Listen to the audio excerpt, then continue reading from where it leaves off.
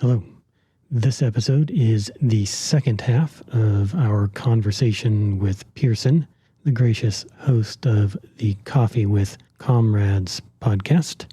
And we want to thank Pearson for reaching out to us, setting up this collaboration, and producing these episodes, which are being published in both of our feeds, so you can listen here or in the Coffee with Comrades feed.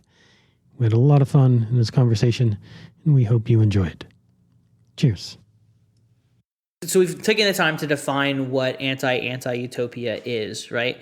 But I think in order to do that, we have to kind of pivot to talking about two different things, right? We have to talk about it both as some of the creative and nonfiction works that do the imaginative parts, as well as the very practical, material, political implications of how that we should respond to it, right? And in my research, I've referred to it as the theory and then the praxis, right? And so we've got this fiction and this nonfiction that I think is illuminative for sketching out an imaginary for anti-anti-utopia, as well as the actual practical implications of what it means to behave and conduct oneself in an anti-anti-utopian manner. So what would you point to as examples where we can see the ideas of anti-anti-utopia illustrated? Well, I mean, I think the most obvious one is one we've already been talking about, right? It's the quintessential.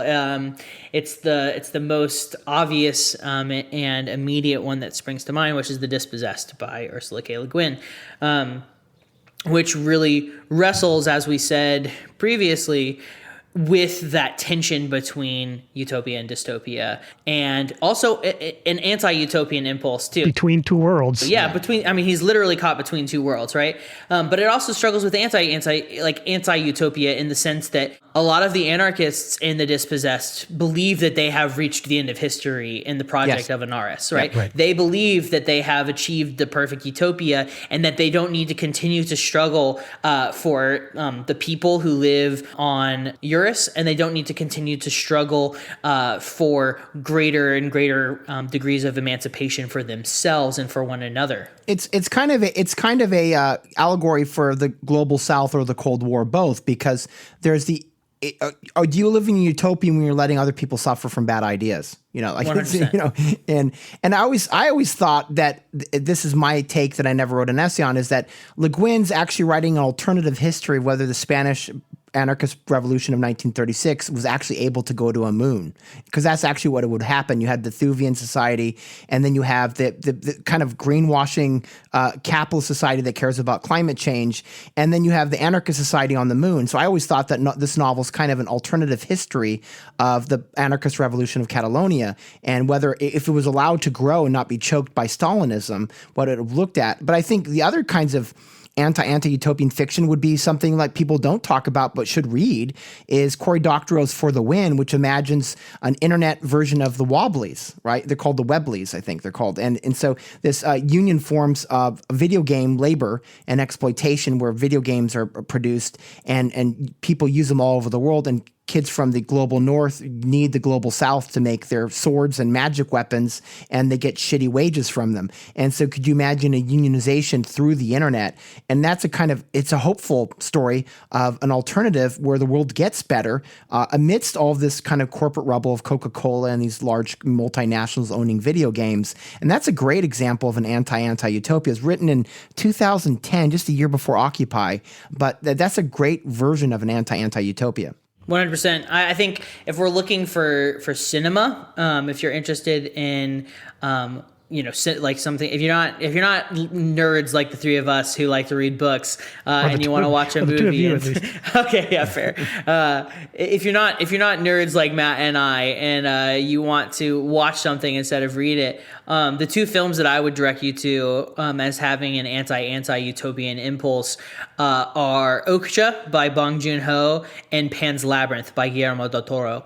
And it's funny, Matt, that you bring up the Spanish anarchists, because of course Pan's Labyrinth, one of the main backdrops of Pan's Labyrinth, right, is the ongoing struggle against Francisco Franco's fascist forces in Spain after the fall of the Spanish Republic, right? And after the defeat of the anarchist revolution, Pan's Labyrinth is obviously a very magical and mystical motion picture, but it's one that is set within a backdrop of Spanish history and in those moments after that failed revolution. And it's interesting because it's a spiritual sequel of a film people don't see, which I think is my favorite film of his, The Devil's Backbone, which also takes place during the Spanish Revolution and Civil War. Yep.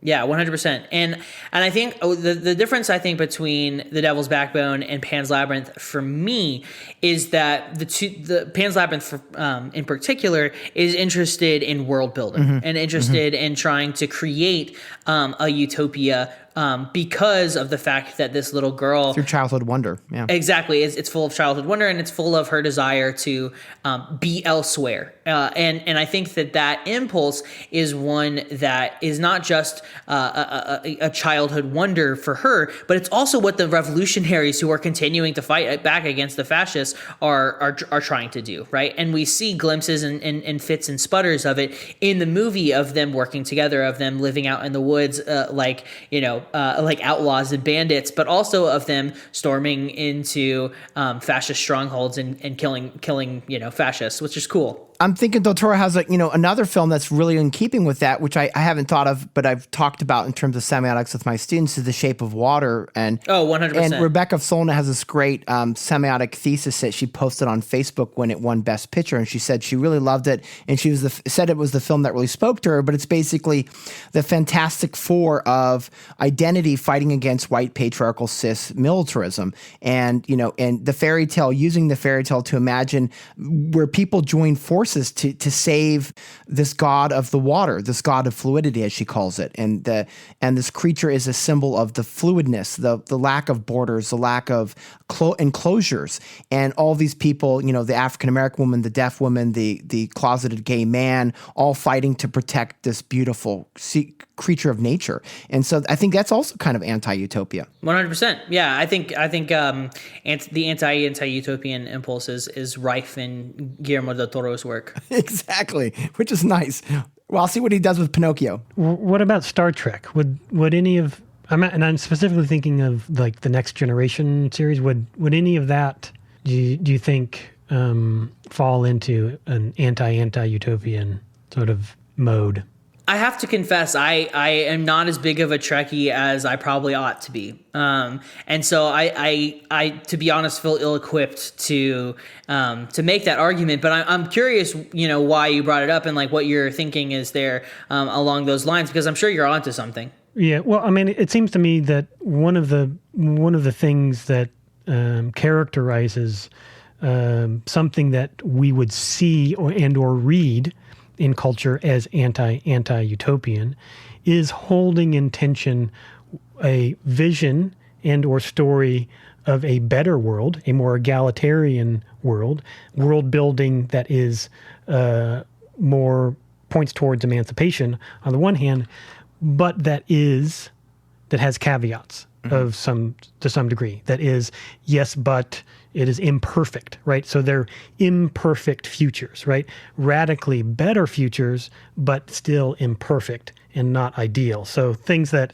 Well, the imperfect is left out for the galaxy, right? So it has this idea that we've already arrived on Earth. We're not going to actually talk about how Earth manages to be so well functioning with a bureaucracy, which is a whole other question of my problems in Star Trek as Utopia is like, yeah, but it's got a giant fucking bureaucracy. I'm having a hard time believing it's utopian that the Federation is some beautiful little system of lawyers, So that's always my rejection from an anarchist perspective, Star Trek as optimistic. But it is post-scarcity, right? I mean, they have a holodeck. You can have, your Earl's Grey tea with Picard any moment you want. And I think the thing that makes it anti-utopia is the fact that its galactic voyages is where there's conflict and problems. And we're left to think and imagine that Earth has accomplished the task at hand and is therefore trying to colonize a better world in the galaxy through these kinds of intrigues, right? And I think Star Trek: The Next Generation, much like the original series, was episodic. It didn't have large narrative arcs like Deep Space Nine, where I think Deep Space Nine was probably more anti-utopia because it's mimicking the things that's happening on the planet, and the idea that yes, it's post-scarcity, but yes, there's also like complexity and internal conflict. So I think that maybe Deep Space Nine might be a better example of anti-utopia. Right. I mean, I think I think we are hard pressed to find or to think of anything that we're aware of as cultural texts that does a better job than The Dispossessed in square on, or specifically addressing and describing a world of this sort. Where you actually see it. Because the problem with Star Trek is like, you don't actually see a post-scarcity Earth. It's like, we're now in a spaceship right now, so we can't really talk about it. But staying with cinema, for me, actually what comes to mind that I think of as probably, for me, the most squarely anti-utopian film that I'm aware of is Born in Flames, the 1983 film by Lizzie Borden. Do either of you aware of this? No, I haven't heard of it. I'm frantically Googling as we as you speak. So Born in Flames is characterized as a sci-fi film because it's a very low budget. It was made by in a run and gun sort of style over a few years, I think, because it was so little funding for it. So it's kind of a very DIY kind of thing, but nonetheless does a very, very good job of describing an alternative world. So it's basically set it's in New York and in the early 80s, made in 1983 and over a few years. But it imagines New York of the early 80s as being a world that is 10 years after a socialist revolution and a squarely kind of Marxist, hetero, patriarchal kind of... No feminism there, huh? Yeah, no, not feminist, not intersectional, but a sort of statist socialist revolution. So they're living now 10 years under this new socialist order, and the protagonists in the film are a group of Black and queer women living in the city who are dealing with all the left still hierarchies and injustices in their world, even while living in this new socialist, quote unquote, utopia. So for me, I think it squarely deals with that idea of a better world, a more just and egalitarian world, and draws that picture, but then spends time specifically talking about the left tensions, right? The left undone. So anyways, I think that for me, that's one thing that comes up. Yeah, I mean, the origin of microaggressions, probably Margaret Atwood's Handmaid's Tale, where at the end of it, they're talking about this, weirdly, evangelical, crazy authoritarian patriarchal religion that takes over, that's a melding of different Christian faiths, and they're living in a social democracy, but some of these speakers at the conference are male and they're doing all these microaggressions on women who are also at the conference and being mansplained. I think that's like example of a little momentary part of that novel, her first novel for it, not the sequel, where it has an anti-utopia because there's a critique inside of it at the same time that it's post-scarcity. Yeah. The only other big book, I think that, well, not the only other, but I think one of the real obvious ones is Kim Stanley Robinson's own Mars trilogy, where this group of folks go and colonize Mars, and initially they're sent off as part of this capitalist extraction team because they are going to be terraforming Mars. Elon Musk. Because Earth has been ravaged by climate catastrophe. But on Mars, spoiler alert, there's like a socialist anarchist revolution, and even within the revolution is like tensions between people who want to leave Mars as it is and not terraform it versus people who want to terraform Mars because they want to build a better a better society, and so all of those tensions play out in some really interesting ways, but Ursula K. Le Guin's The Dispossessed, it is a very complicated utopia. Yeah. It is absolutely a utopian story, but I would argue that it's better suited, if we're going to look at it through this lens, I think it's a better suited anti-utopian story. In a very self-effacing way, Kim Stanley Robinson, in his essay on the anti-anti-utopia, doesn't say, yeah, it's basically 90% of my novels. Right, or exactly. 7 novels that I wrote in 6 months, because he's ridiculously prolific. It makes me jealous and envious how prolific he is.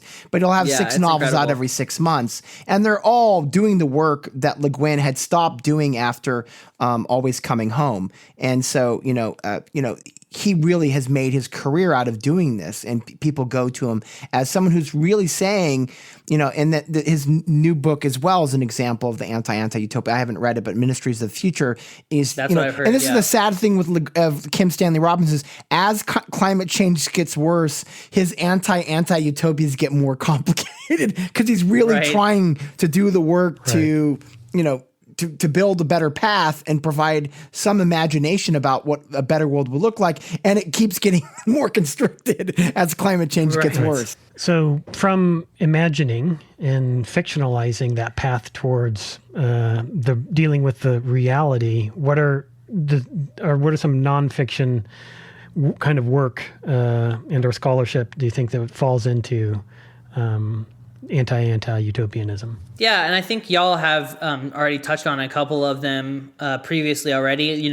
Like your conception of the golden square is, I think, absolutely an anti-utopian thing, which recognizes that there are material things that we can do right now to improve people's lives and make the world better. And will it make everything perfect? No. Will it make things materially better? Abso-fucking-lutely, and we should do them immediately, right? Yeah. The guaranteed rights of food, shelter, healthcare, and education, universally applied, equally provide, would seem downright utopian based on the shitscape that we live in now, but it won't reverse other trajectories of hierarchies that we're really enamored by still, unfortunately. 100%. And I think that's a really incisive and crucial invective that I think is really important. I really appreciated, we mentioned, because we talk about it all the time, the golden square. It actually, circling back to how we started our collaborative podcast project, this idea was central to it. This idea of this, it's not even an idea. Actually, I should say, I kind of don't even think of it as an idea. I think it's just an acknowledgement, right, of reality that we all need as humans: food, shelter, healthcare, and education. And we came to that separately. And in our discussions, we're like, this was part of seeding this collaboration that we've done for a few years now. But because we talk about it all the time, we also tend to remark on when we see it other places, because we see it in fragments. 2 out of 4, 3 out of 4 conversation on leftists. And in this essay, and I have actually the issue of Commune back there that it was in. This essay, Dystopias Now, is one of the places where it's all right there. There's a passage where he says that the energy flows on this planet and humanity's current technological expertise are together such that it's physically possible for us to construct a worldwide civilization, meaning a political order that provides adequate food, water, shelter, clothing, education, and healthcare for all 8 billion humans, while also protecting the livelihood of all the remaining mammals, birds, reptiles, insects, plants, and other life forms that we share and co-create this biosphere with. Obviously, there are complications, but these are just complications. They are not physical limitations we can't overcome. 100%. And that's right precisely the idea, right? Or the notion, the acknowledgement that it is a reality that we can do these things, and we ought to. We need to. It's a responsibility. In anarchist ethics, it is a responsibility. It's a moral obligation. So I really appreciate that it's there. I wish that it was more not ubiquitous. just in passing. Yeah. Well, I wish there wasn't just in passing that oh yes, we could. By the way, the world would look like this, because they never pause on it. Yeah, this gets back to, I think, I'm making a little bit of a point here, but if you'll pardon me to do so, that something that's reflected in the Dispossessed, right, about means and end, right? And this is the thing I think that's about why we don't see it meditated on more, this acknowledgement of these human necessities, because they actually are the project that we need to do, in my estimation.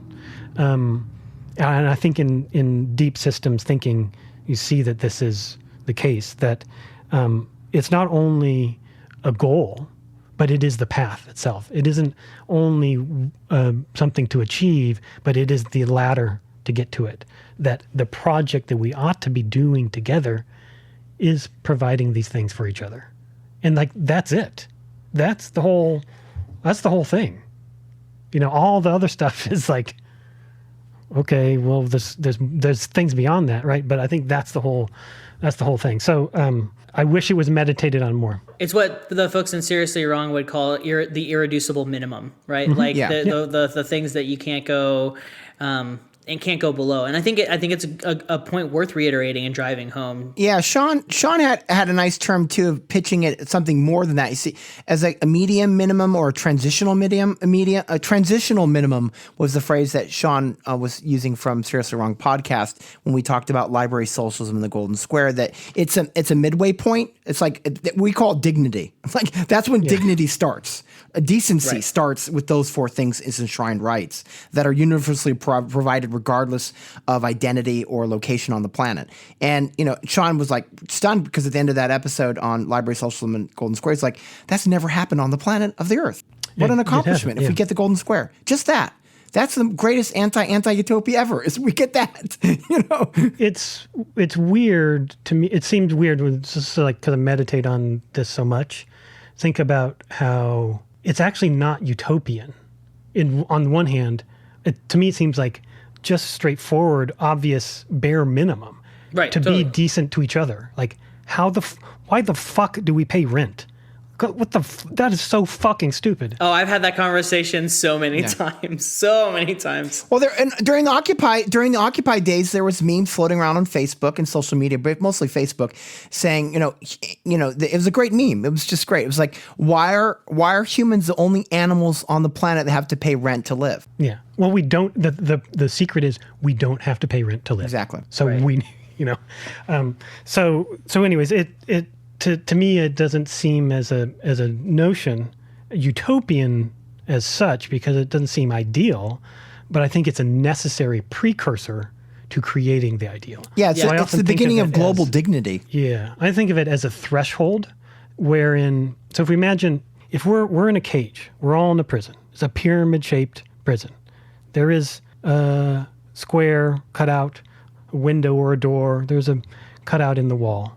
And we can see through our cage, through that hole in the wall, and we see a horizon line. That horizon line has a little bit of a curve. That horizon line is the Utopian Sphere. We don't know what it is because we only see it as a horizon line. We only see it as, the silhouette of a shape. So we can't describe all of what utopia is, but it is being in concert and congruous with the sphere of the planet we're on. But we do see through our cage, our pyramid-shaped cage, a doorway. And to get to utopia, we need to cross that threshold. So I think of this notion of these essential things for human dignity as a threshold to cross that will, if we achieve them at some point in the future, will feel like utopia the moment we achieve them. Because we will then be on the sphere of utopia. Yeah, it will actually, what it'll do is, to borrow the idea from Werner Vinge, is the idea of the singularity, which is if we achieve that threshold, we would actually reach creative singularity. So the amount of creative outputs, like Jesse and I talked about this, imagine, why do only some people like Tom York get to actually experience their full self-actualization as creative beings? Well, that's great. You're lucky. Good to know that I love your music, but please acknowledge the fact that you have enough money to self-actualize every hour of your life. Other people want to form a band, but can't because they have to pay for healthcare. And we would achieve a creative artistic singularity if we had that threshold. 100%. Yeah, and I think that image that you so eloquently painted there, Jesse, is one that really animates the impulse of anti-utopianism, is both horizontalism as an imaginary and horizontalism as a praxis, right? That we're always chasing the horizon, that we're always looking for the next horizon, the greater degrees of freedom, but we're also actively prefiguring it and practicing it and trying to actualize it in our day-to-day existences. And in fact, like, I'm planning on, like, the end of my dissertation is going to be a long-lasting meditation on the horizon akin to what Camus did with the myth of Sisyphus, thinking about the myth of Sisyphus rolling up the mountain and kind of comparing and contrasting mountains and horizons, and why horizons are the correct way to look at the future. One way of thinking about this constant chasing is a great quote from Oscar Wilde's short work, The Soul of Man Under Socialism, who was great friends with Peter Kropotkin, and his friendship kind of gave him this kind of noteworthy outlook on the possible world that we live in, which is, he has this quote, "A map of the world that does not include utopia is not even worth glancing at, for it leaves out the one country at which humanity is always landing. And when humanity lands there, it looks out, and seeing a better country sets sail. Progress is the realization of utopias." Yeah, and that's exactly what Anti-Anti-Utopia is all a fucking about. Before we dig into some of those practical philosophies and the actual sort of lived political things, I do want to highlight just a couple more books or thinkers or ideas of nonfiction works, because I think they're really important. So one of them would be Deciding for Ourselves, Cindy Milstein's edited anthology of different writers, different activists, different community organizers, different revolutionaries all across the world who are actively prefiguring and building dual power and practicing direct democracy in their neighborhoods and in their communities, right? That's a very lived material example of this. Make Your Java Green Again, which was written by the International Commune, and I think it has a foreword by Debbie Bookchin, the daughter of Murray Bookchin, talking about the project of not just fighting back against Turkish fascism or ethno-nationalism of ISIS, but also trying to not just build a free world, but make it better, right? Then Inventing the Future by Alex Williams and Nick Srnicek. I can't pronounce his last name to save my life. That one, it was hugely formative to this particular idea. And then, of course, like the theories of Murray Bookchin, right? Whether that's social ecology, whether it is post-scarcity anarchism, his essays and his thinking are incredibly formative to Anti-Anti-Utopia. I would also add maybe Aaron Bastani's Fully Automated Luxury Communism. His book 100%, came out from Verso Books, really exciting, dynamic, techno-focused, really looking at technological solutions within a fully automated luxury communist outlook. That term that bounced around, a couple years ago was quite popular. And so that's another example of a kind of anti-utopian fiction as well. I mean, I think Democracy at Work it's a very small little book, but it's very nice. Democracy at Work by Richard Wolff, imagining a confederation of worker cooperatives throughout the country, if not the world, is an example of a kind of how-to guide. Another Anti-Anti-Utopia is one we talked about on our podcast, which is A Planet to Win. Which with a collection of authors that imagine the Green New Deal and what that would look like, where we are dealing with the real hazards of climate change, but we're actually imagining the kind of recommons again. Recommoning is the phrase we could use. So that's a Green New Deal version of that. And I, excuse me if it's uncouth, but comes to mind Buckminster Fuller. I think, the idea in the book, Utopia, not just the book, but the book is a collection of talks on his work, Utopia or Oblivion. Yeah, I think that, that's an interesting thing, because you're saying you might be uncouth because you're probably acknowledging the fact that Buckminster Fuller was notoriously apolitical and didn't see design and architecture and socialism as part of something that had to be part of the political project. And I think there's a book on, I can't remember the name of it, I'll put it in the show notes, which basically documents the schism in the left in the 60s between the Trotskyists and the new left and the communes, the hippies. And Buckminster Fuller became this kind of apolitical godfather of the communes, right, where they didn't try to reimagine political economy or political society, and just wanted to, redesign society by fetishizing the commune. And Fuller's really part of the sad tragedy of that effect of what happens when you have a left movement that has utopian but has no politics. Exactly, and lives on today, I think, in sort of new agey kind of spaces as a continued obsession. But I think what's valuable there in the work is demonstration and acknowledgement that we have everything we need to live in post-scarcity. So I think you're right on the problematics of the lack of politics, but the recognition, I think, is important that we have already enough in terms of design and architecture is great to go. Design, architecture, technology, the means to live in post-scarcity together. And then I think the other thing that I think for me is really directly taking up an anti-utopian stance is the work of Erik Olin Wright. And specifically, I guess sort of his whole life sort of professional work culminated in the series called the Real Utopias Project. And Verso has published the books that go with them, but there were conferences and meetings, and we spent quite some time, and it's come up again and again in our conversations about some of his work, including his book, Envisioning Real Utopias, which is sort of a summary of all the Real Utopias projects. And then one of his final books before he passed, which was How to Be an Anti-Capitalist in the 21st Century. But specifically that project, the Real Utopias project, is an attempt to balance tensions between utopian dreams and practice, real practical solutions. I think there's probably a lot of space to critique sort of how state-centered many of those solutions might be, but I think nonetheless it is a evidence of grappling with the pragmatics of building utopia, right? And it's beyond just that book itself, which is a culmination of a lot of other conferences for this kind of institute that he formed at the university where he was working at. But, the idea of sortition is an example of that, and reimagining different types of confederations of democratic process points.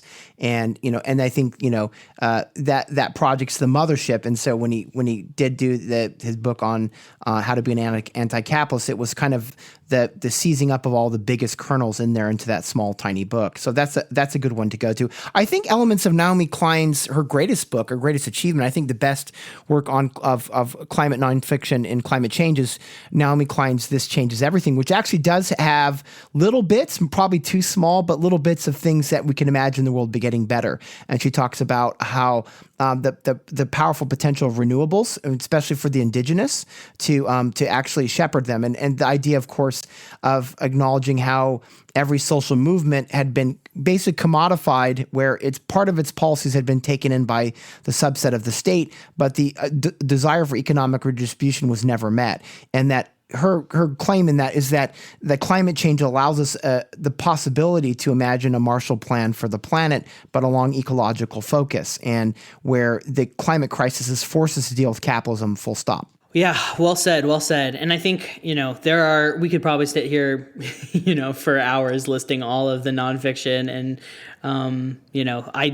idea drivers. But I think it's also worth, touching on what are some of the concrete, actual politics and the political philosophy, the ideology, if you will, of Anti-Anti-Utopia, which I'll sketch out here just briefly. I hate giving bulleted lists, especially on podcasts, but I think that these are jumping off points, and we can kind of talk about some of them as we go.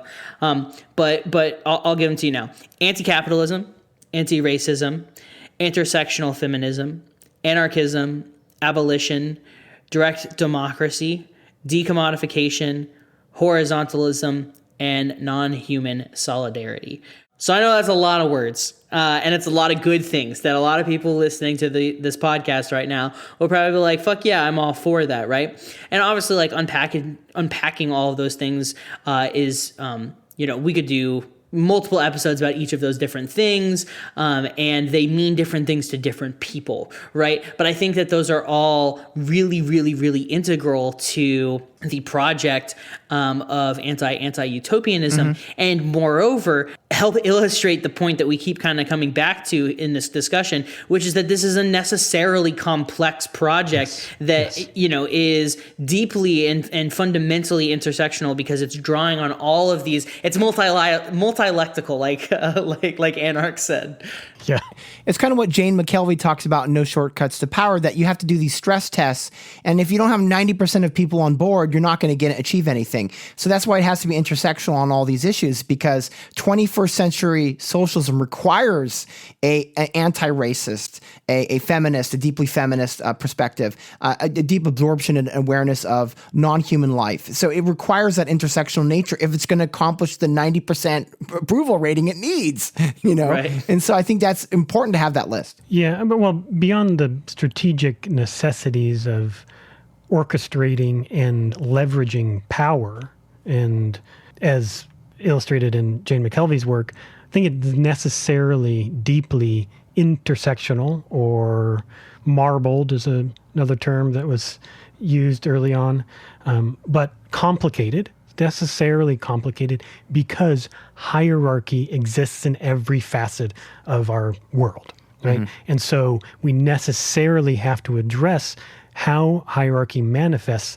in everything, in every human activity, in every and the hierarchy of power, every, right? The hierarchy of right. power, exactly. Yeah, and that's why for we've had many conversations like this recently on the podcast, and one of them was Zila Eisenstein's book, Abolitionist Socialist Feminism, wherein she used that as the title, but then also added other terms inside, and was continuing trying to it's complicated. We've got to address all of these factors. And what we often say is that be like an anarchist, right? Anarchism, and I think probably why I'm drawn to being okay with the use of that term. I mean, I'm not an anarchist. I just try to practice anarchist ethics. But why I think anarchism is a useful signifier is that in the political philosophy, in my politics at least, is deeply, deeply intersectional, right? Is about hierarchy at its most fundamental levels, and suspicious and critiquing hierarchy at every facet of life. And anarchism is a way of thinking, is a way of analyzing the world that points towards those things. So I think that's really, for me, a sort of foremost thing. And when you internalize it, it's quite powerful. So yeah, it's a lived experience. So when you've taken anarchism not as just something like this lifestyle that you just do, right. On the weekends, it's when you internalize it, you can see the power of it even in the people that preach it the most. So yes. Odo, who's basically the movement leader, movement speaker for the anarchist society that forms on Anaris and the Dispossessed. There's a short story by Le Guin called The Day Before the Revolution. And one of the most fascinating things about anarchism is she's living in a commune, and she's looking at all the kind of silent privileges she gets for being kind of the spokesperson for this movement, and the advocate for anarchism and anarchist revolution. And she's talking about how come she gets her own room while everyone in the commune shares rooms. Why am I being treated as a monument? Are they going to take photographs of me? And so there's an internal monologue of her looking at all the types of privileges that exist in her life. And once you turn that button on, it's hard to turn off. And I think that's really what anarchism is. It's the hierarchy of power is a real problem. It's the fundamental problem. And that's the difference, I think, between Marxism and anarchism is hierarchy is the problem. Illegitimate, unaccountable hierarchy is the problem. And the history of a modern society is about the history and struggle against hierarchy, not the history of class struggle, by its own. It's one part of many. No, I think that's super well said, and I think it's, again, one of the reasons why I'm so drawn to anarchism, and I think why it's like a fundamental part of Anti-Anti-Utopia is because it's not enough to just say that the history of all... What is it? What is Marx's famous quote? I'm going to butcher it. The history of all human affairs is class struggle, basically. Yeah, the history of hitherto of all human struggle. He uses hitherto there because he was writing in the fucking 19th century. But I digress. I'll use it more. Sorry if I'm not. Henceforth, ergo. I will hitherto use hitherto and henceforth in all of my thine and there. The point being that that your point, Matt, right, is that it's not enough to just say class struggle. Just like it's not not enough to just say anti-racist struggle, just like it's not enough to just say we have to be multilectical. Exactly. We got to be multilectical. We got to struggle against all forms of social hierarchy as they emerge in the world and deconstruct them and try and build forms of knowledge basing that are empowering, that aren't being hoarded, that aren't being sheltered from others, that aren't affording certain people social capital at the risk of others. And I think that's why it's such a crucial part of this complicated mess of politics that is anti-anti-utopia, because it necessarily is trying to struggle with those contradictions, with those complications, and what their implications would be for creating and galvanizing the type of communities and societies that would have a true kernel of utopia within them. So going from that list, we'd have to chart a path, a revolutionary path from that list of intersectional items. We could add more to the list, but we have to take these values and ideas and implement them through successful strategizing. And how do you feel like about this with mass movement building? So I have comrades who are skeptical of mass movement building. I am not one of them. I think that mass movement building is incredibly important. I think that in order to accomplish anything in society, we're going to need people who defect, people who dissent, people who go against, the status quo. And I think that that is going to require that sort of building solidarity that you were talking about earlier, Matt, where we have to strategically reach across the aisle to people who share, if not our exact politics, then at least our values for human liberation, for self-direction, and for autonomy. And I think that that process is not one that is only found in one place, like the streets, for example. I think it's one that's built in the workplace. I think it's one that is built in the home and in our reproductive labor, and with our children, with our partners.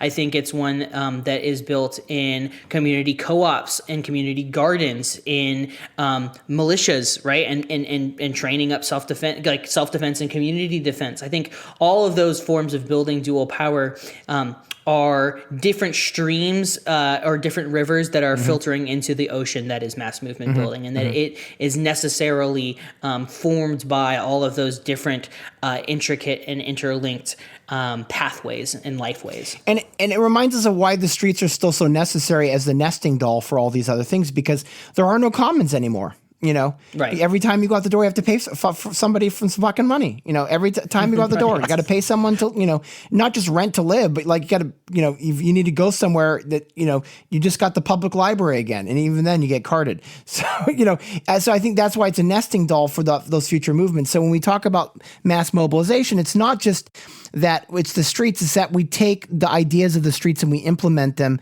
for long-term projects, which is why I'm so interested in communal land trust projects, because that can create consistent, repeated action of, community engagement. Because when you actually redesign your city and your town and you try to strip away the private land developers and the police unions from designing your city, then you can define a decommodified outlook, right? We can decommodify housing and increasingly do things like take people's private property and buy it back from them, giving them basically kind of unemployment checks or retirement accounts so we can actually have a co-equity sharing structure for the housing that is already privatized.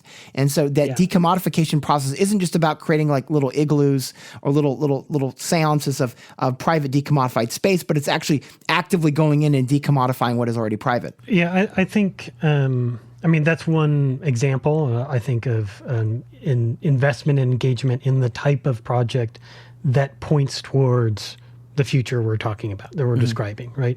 And one specifically a strategic type of project. And one, if we borrow the Erik Olin Wright phrase again, one of potentially a symbiotic transformation, one that solves problems in the here and now within existing structures, but opens up leverage points and pathways to greater degrees of emancipation. But I do agree with you, Pearson, on about what you're saying about mass movement building. I tend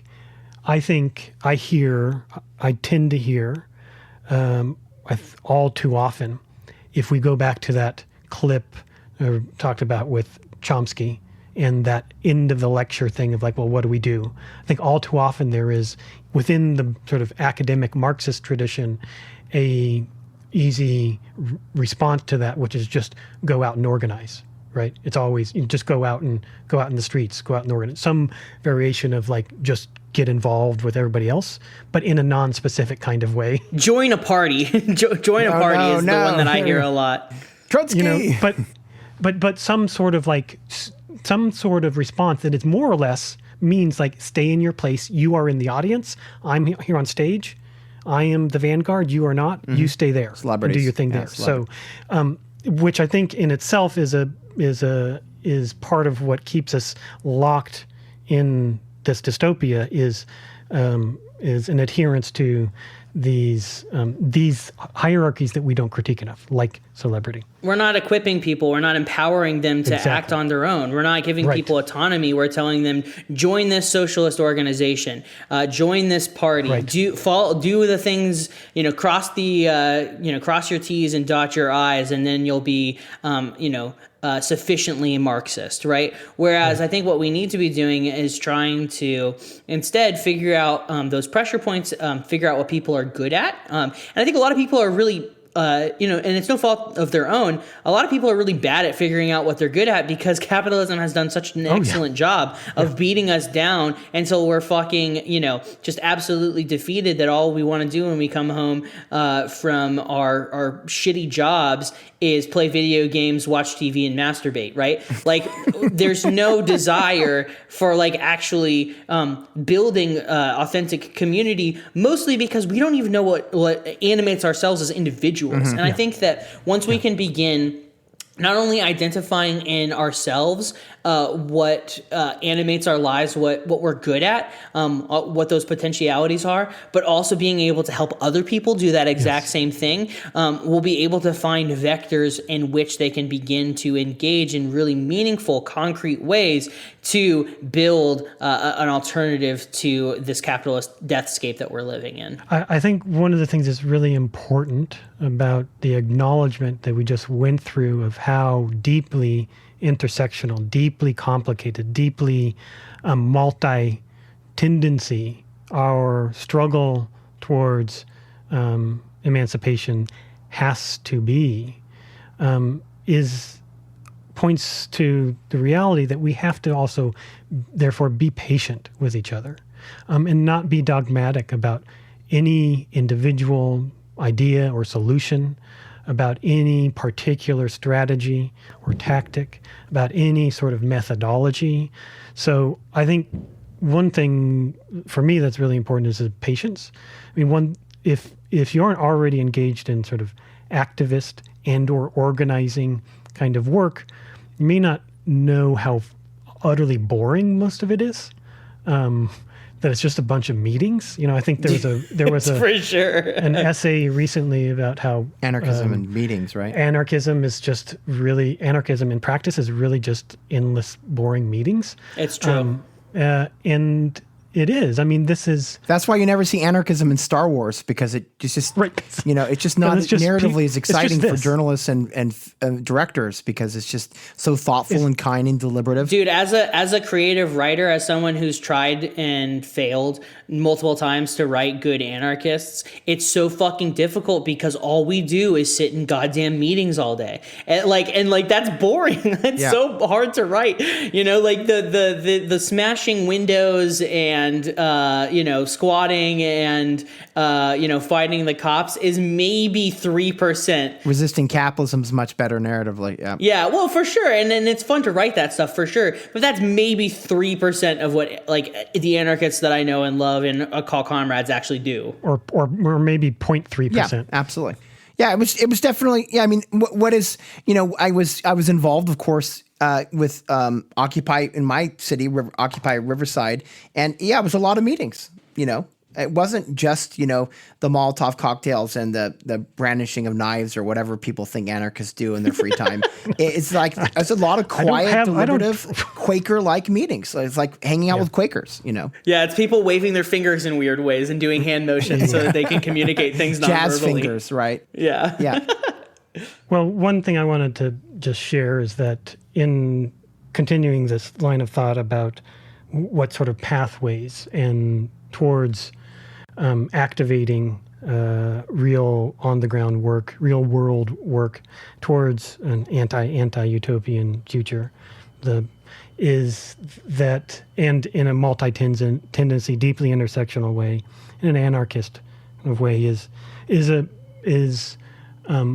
patience, care, love for comrades, collaborators who are doing work, whatever it is, and whatever type of work, in whatever way, to whatever capacity, that points towards our shared emancipation. So in that mode of thinking, I have a sort of framework that I shared before, and we've talked about, and we actually did a whole episode that was called this was the anti-capitalist compass. So you think of there isn't just one way, right? There are many ways. So I think of these sort of four directions of working to eliminate state violence, to guarantee social welfare, to decommodify life, and to democratize society. And there are many, many ways and many types of projects that lend to work in those directions.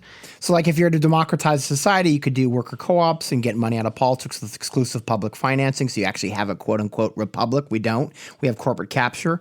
And defund the police and prisons is an example of eliminating state violence. So, I mean, all of that work is super important and valuable in navigating towards that horizon, towards that utopian horizon, getting out of this pyramid-shaped cage, this prison that we're all in. So I think in terms of just as continuing thought about how we manifest together to do the work that care and patience as we do all kinds of work is important. Well said. Yeah, it's kind of like that phrase, I think Michael Brooks might have developed the phrase. It's like, be hard on the ideas, but easy on the people. Yes. Right. I think Michael Brooks came up with that phrase, which is like, we should interrogate all of the ideas, right, that we have, even the ones that are laudable. But remember, like, the people that are willing to actually turn off their TV and deny themselves active pleasure, which we should have. Pleasure should be the reality. Yeah. The pleasure principle should be a central part of our life, but it can't be, because we have to make sacrifices to defeat the capitalist ruling class and this capitalist scene. And so we have to be easy on each other, even if we're taking different directions on that anti-capitalist compass. We're not all working on the same issues, but we need to make a much bigger compass. That's why I have patience and compassion and understanding for the impulse to be anti-utopian. Because if utopia is understood as a naive, impractical, impossible fantasy that threatens what little we do have now, right? That's the has its cast as a pejorative. Then, yes, it's understandable why folks might be necessarily suspicious of utopia. And I think it's an important impulse to be critical and skeptical of things that are naive or unrealistic or dangerous. So we really should be skeptical and critical of ideas, right? Whatever their form. But there's a thin line between being skeptical and critical and then into ideology and dogma. And this is what happens in circles and organizing in the left and everywhere. This is what happens and I think this is where anarchist ethics and an anarchist, like you said, really embodying that is super useful individually, right? Is because that process of detangling the complexities of what people infer, what they inherit, what they mean when they use certain terms, and all of this mess of communicating is a tricky thing to navigate. So it's also why we sort of like be overt and plain in your language is one thing. You know, I was like, that's why we in our conversations like essentialize down to these like food, shelter, healthcare, education. It is simple, straightforward, understandable. You don't need marks. Yeah, we have more than enough academics, not enough activists. Is really the truth. Exactly. We can theorize out of our asses all day, but we just need people to do the work. Practical matters aside, we need practical matters. So I think that's crucial. So we just have to be bigger and funner. And I think that's going to be important is the left being broader is that Ben Burgers talks about cancel culture and all that stuff, which is that, we're going to have to be fun. And once again, we have to hold people accountable. We should have a culture of where we hold people account for what they do. But we also just have to have like a kind of I think that's Andre Brown's a notion of like the pleasure activism, which is like it has to be intensely pleasurable what we do. I don't think it all can be pleasurable. We have to find ways of doing that. So like my DSA chapter in Inland Empire of Southern California, we have movie nights and film nights we did before COVID, and we actually have to create things that we do other than just, engaging in social practice of social change. So like I have a friend that's in DSA chapter that they just go out and hike. We have other needs to be met, and we would like to be friends other than just being socialists. So, I think that's important. Going to live music shows with your comrade and having deep political conversations is it all comes revolutionary. Back full circle. John Hopkins, right? Act. St. Vincent, so many good people, so many good people. Janelle Monáe, there's so many good musicians I would like to see right now. We can't because we're in this climate catastrophe. Well, y'all, this has been a super lovely conversation. I really have enjoyed bouncing ideas around with y'all. Thanks for inviting us. Of course. I mean, the Future is a Mixtape is a show that I've been enjoying, and I really appreciate y'all's chemistry and letting me come in and kind of shoot the shit with y'all. So before we part ways, for folks who are listening to this in the Coffee with Comrades podcast feed, where can they go if they want to check out more of The Future is a Mixtape? On the internet. Yeah, just thefutureisamixtape.com. Thefutureisamixtape.com. We have all kinds of devices on there in terms of you can play on SoundCloud. We're on most of the streaming apps, so you can find us there. And endless show notes by me. Yeah. Go to the homepage of the internet, and we're right there. Exactly. And since this is being cross-posted, how can they find you on your podcast? Yeah. You can find us at www.coffeewithcomrades.com.